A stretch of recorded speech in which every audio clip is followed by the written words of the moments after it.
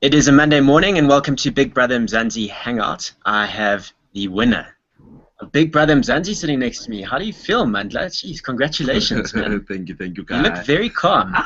Keep calm. Keep calm and win a million. Keep calm and win a million. So how do you feel? Dude, I'm ecstatic, but most importantly, I'm humbled by the amount of love that has been shown by the entire South Africa. So yeah. This is what a millionaire looks like on a Monday morning. He's the newest millionaire in South Africa.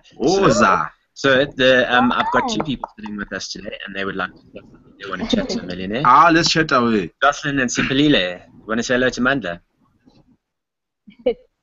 Hello. Hi, Mandla. Morning. Are you guys there? There's a bit of a delay. Are you with us? Yes. Okay. Do you want to go ahead and ask Mandla some questions? All right, Mandla, congratulations. And what is the first thing you're going to buy for yourself now that you're a millionaire? Some airtime. Some airtime. I've got lots and calls to make. Yeah, so yeah. But there's to be like a lot of depth that I put into what I do, the other chunk of the money. But for the most part of it, Papgeld, obviously, and then yeah, the rest you will figure out as we go along. Cool, Jocelyn. Mandla, what was the Big Brother Mzansi experience like? An experience of a lifetime. You can't compare it to anything. You can't, especially this one particular season, because the people were so different that you could not actually think that it would have as much love as it ended up getting. So the people themselves have made the show what it is, and yeah, I just feel it was a right combination and a good move. With regards to the selectors that actually put us together, they couldn't have come up with a more dysfunctional team. So yeah, good job on their part. I heard when you entered, it was just kind of fluke. You didn't really didn't think that you would, you just thought, let's try and see what happens. I was in Josie looking for a part for my fridge that is still dead, to my knowledge, and I never actually got the part. But as I came back to go to the text rank, I actually ran into this banner on some auditions, what happening here, and we've got like tons and tons of people, and then I just decided to give it a shot, and everything from then on has been a blessing. Indeed. I mean, let's talk about the name of your spaza shop. BBM. Hey? It's written in the stars. In the stars. It's crazy. Did you ever imagine that this is where you would be? No, never. Not in a million years. Not with a million rands. Not in a million rands. Yeah, I couldn't decide on the name at the time when the spaza eventually came together. So there were a lot of. I'm a very creative person. So BBM, it's BBM Bobo. Bouquet Mandla, that's Bobo. It's no, not Mandla. Bobo, Bouquet, and Mobeza.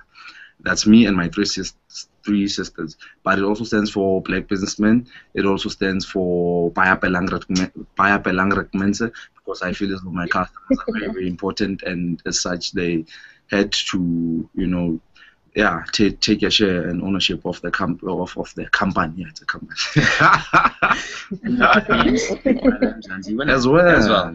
Wow. Cool. Wow. That's very cool. I like that story. That's a legacy written in itself. In itself, klar. The Wikipedia is entered there. Klar, it's there. Paya Pelangrak. Paya Pelangrak, dude. Cool. Sipilile, another question from you? Okay, Mandla, do you think you'll carry on with the spaza, or are you going to pursue other business interests? Definitely pursue other business interests, but I'm not shutting it down. I'm just gonna leave it in the very capable hands of my mother. I think she's done a great job thus far, and yeah, she's the only person who I think of that has, the CV speaks for itself. The CV speaks for itself.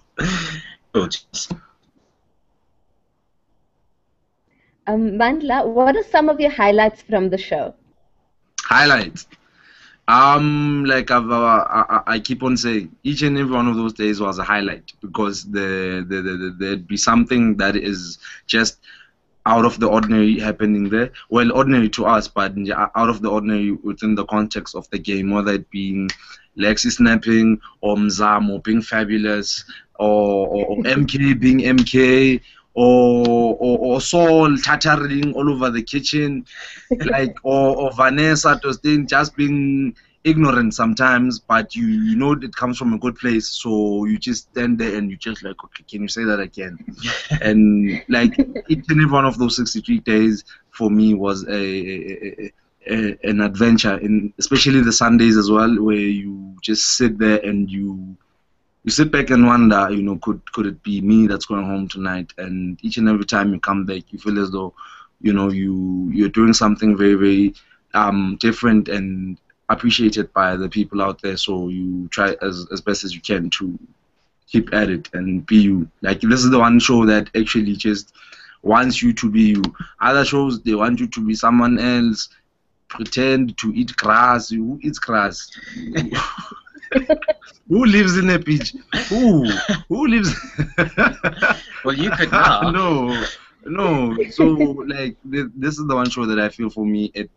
If anything, you lose contact with the outside world, but you touch base with yourself and you find the things that are most important and make you happy, and and then you rock on from there. Last night, one of my favorite moments, when everyone is kind of being evicted and you were sitting there by yourself. You went back into the house and you were waiting to see what was next. You took the shirt off, took the pants off, grabbed a slab of chocolate, went and just sat upstairs. Iris walked in. She just walked in. She was so confused. It was the best TV moment.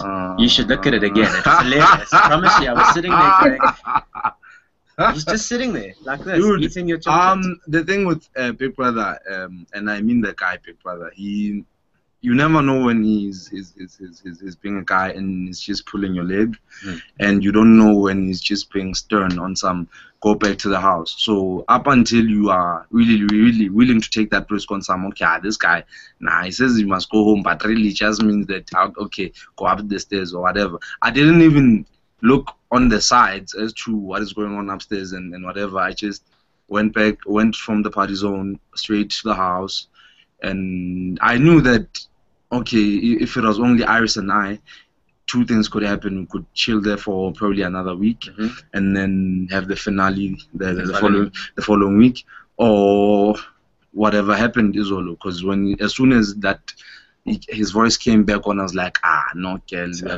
we're going home. Just hold on, we're going home. It was a great moment. It really was. I enjoyed it. Sipilile, another question from you. Okay, Mandla, what was the thing that kept you going in the house through all the challenges and everything? What kept you going? I think it's a combination of things. For one, I'm one person who will never quit. I don't believe in quitting. I will never quit. It's something that has been embedded in me, and it's worked for me time and time again. Whether it took me 3 years to start the business that I started and get wherever I got in, like, it's the one thing that has always never failed me. So it's the one thing that I always rely upon. Secondly would be the decision that you've taken, and there are people sitting at home who could have been part of the show, and there you are. You may be contemplating voluntary exit, or you contemplating just being a pap guy, you know, for that week or however long that you're there. So I felt as though, in as much as I had somewhat of a right to be there, but I felt as though if I'm gonna be there, then I might just, you know, bring out as much of me to the game as I can, and see where it takes me. Do you think you played the game? Played the game. Did you have a strategy? Initially, I did. Okay. Initially, when I went into the house, yes, there was a strategy, but it's different when you are in the house and you're just watching from home, because the strategy entailed a lot of, you know, backstabbing, and you sit there and you think you're Steven Spielberg, and you write the script in your head on some, and then this one's gonna do this, and that one's gonna do this, and I'm gonna do that, and then you find, and then you get there, there's like 12 different, 11, okay, how many were we? 11 of us, yeah. And 11 plus me, so that was 12, and nothing, not even one of those things comes into fruition. So the only thing you are left with that will never fail you is you being yourself and enjoying the moment. And yeah, you know, if you're there for a week, you are there for a week. You've left your mark. Whether it's a 1 week mark, it's still your mark, you know. So I just, I felt as though I had nothing to lose. Yeah, I had nothing to lose. Okay, Jocelyn, another question from you. Mandla, we know that you are very close to Lexi and Saul. Are there any other housemates that you want to stay in touch with now that the show's come to an end? I want to stay in touch with everyone that is willing to keep in touch with me. Definitely Saul and Lexi. Mzamo as well. We've got common goals, and he's a lovable character.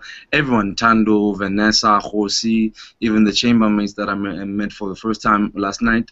I like anyone who's just willing to spend time with me, well, for whatever reasons that I feel as though it would be right at the time.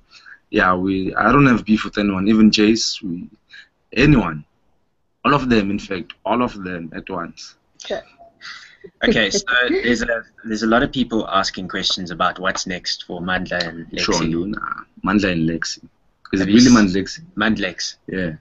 Is that what that's what we were calling it. Wow. Yeah. Wow. Was it after Saul?